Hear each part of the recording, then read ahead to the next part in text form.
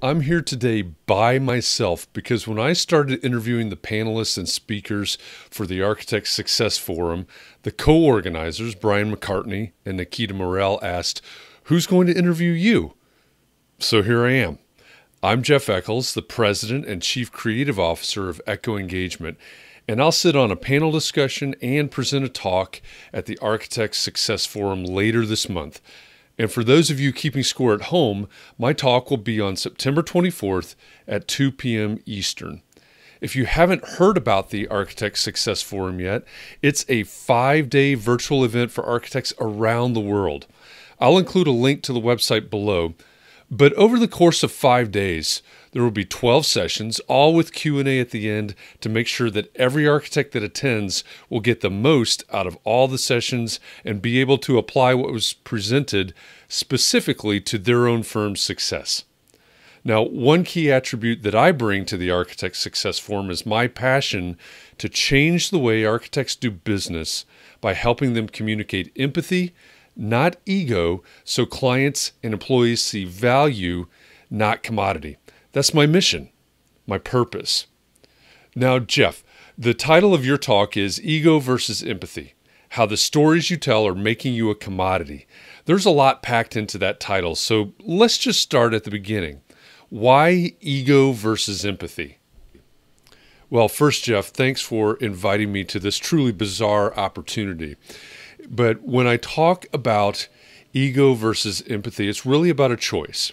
It's about a choice in the way that you communicate. You can either choose to communicate from a point of ego or from a point of empathy. And when I say ego, I don't mean egotistical or egomaniacal, but what I do mean is, as a professional, let's just say as an architect, when you start from a point of, this is what I know, this is what I think is important.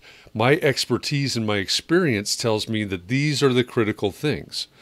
Now, I also want to point out that when I talk about communicating, we could be talking about a literal conversation, or we could be talking about the copy on your website, or we could be talking about a shortlist interview situation. But whatever the context, you have a choice. Are you going to start from a point of ego, what matters most to you, what you think matters most, or are you going to start from a point of empathy, what matters most to your ideal client, what they're feeling, what they're suffering from, what they think they need, but what they really want? And that's a real key. That's a real distinction. Starting from a point of ego will lead to a very different conversation than starting from a point of empathy will. Now, empathy is a word that we hear more and more these days, and I understand the choice now to start with either ego or empathy, but why do you say architects are becoming a commodity? Well, the fact of the matter is that if you choose either ego or empathy, it's going to lead you in one direction or another. But based on human psychology, based on neuroscience, we know that starting from a point of ego is the best way to turn off the other person's brain, right? Basically, I'm going to talk about myself. And my ideal client comes to me not wanting to know about me, they want to know what's in it for them.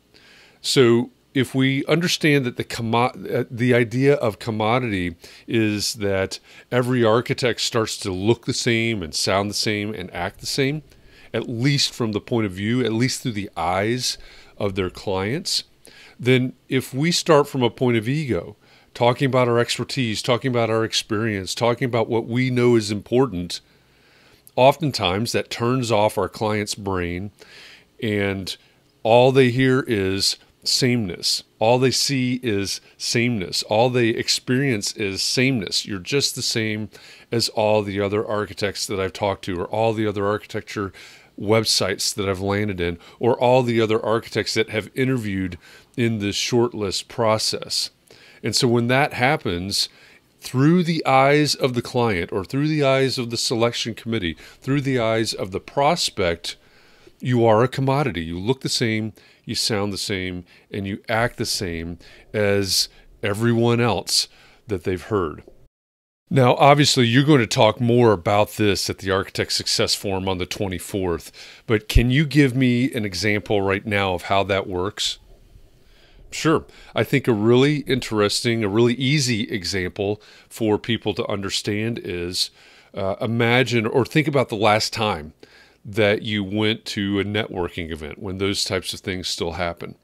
And imagine that you were walking up to the bar to grab a drink and you ran into somebody and they stuck out their hand and they said, "Hey, I'm Joe." And you shook Joe's hand, and then Joe proceeded to spend the next 5 minutes, 10 minutes, 15 minutes talking all about themselves. "I'm Joe, and I'm an expert at this, and this is what I do, and me, and me, and me, and me, and me."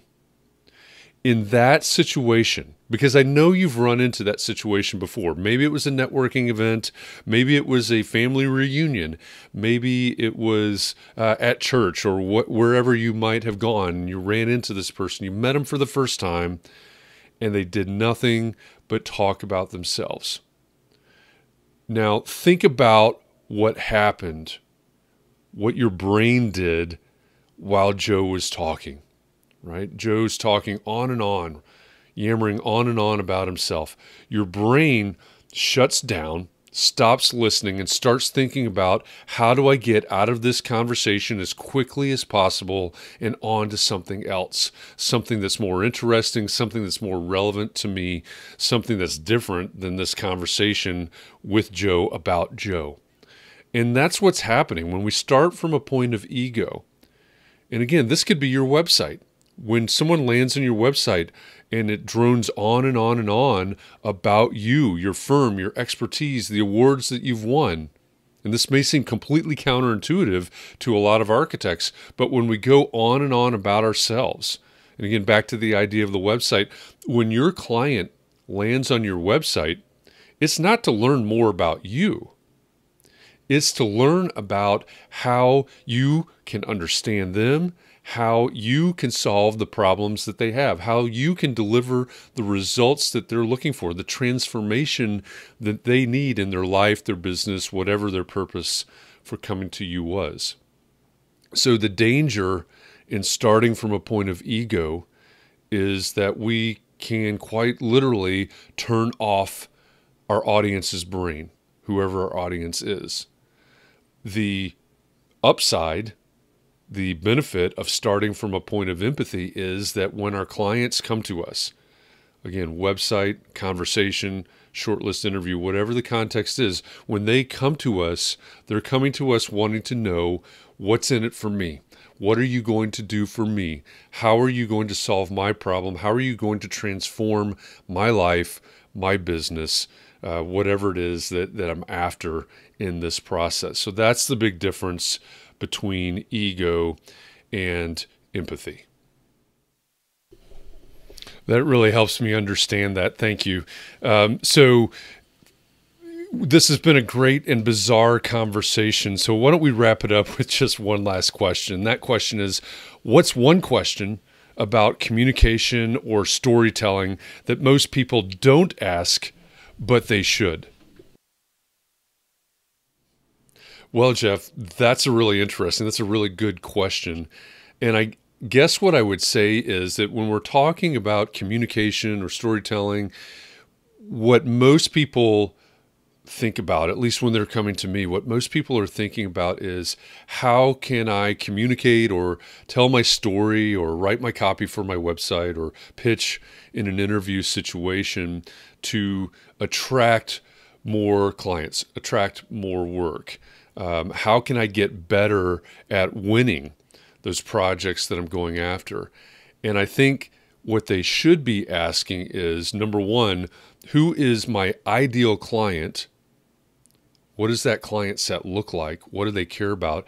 How do I learn more about them? How do I develop a deep, and I often say a radical empathy for that ideal client so that I can communicate better from that empathetic point of view? So it's about my ideal client and developing empathy and communicating from a point of empathy for that ideal client. And when we do that, when we're able to do that, then we will attract more of those ideal clients. If we're communicating from a point of empathy for our ideal client, we will attract more people. We will attract more clients that feel the same things, that have the same needs, that struggle with the same things.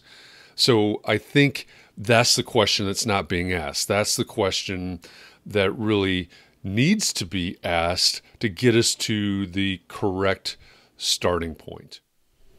That's a really great point. And I guess if I hadn't been having a conversation with myself right now, it's one that I probably never would have thought about. So, Jeff, I really appreciate you taking the time to record this really weird conversation with me. And I'm looking forward to your talk, Ego versus Empathy, how the stories you tell are making you a commodity, on Thursday, September 24th at 2 p.m. Eastern. And for those of you that are watching this video, if you're watching it on LinkedIn, I'll put a link to the Architect Success Forum website in the comments below. And if you're checking this out on YouTube, I'll put that same link in the description below, as well as a link to Jeff's website and his LinkedIn profile so that you can find him there and find ways to connect with him. But again, Jeff, thank you very much for taking the time out to do this with me. I really appreciate it.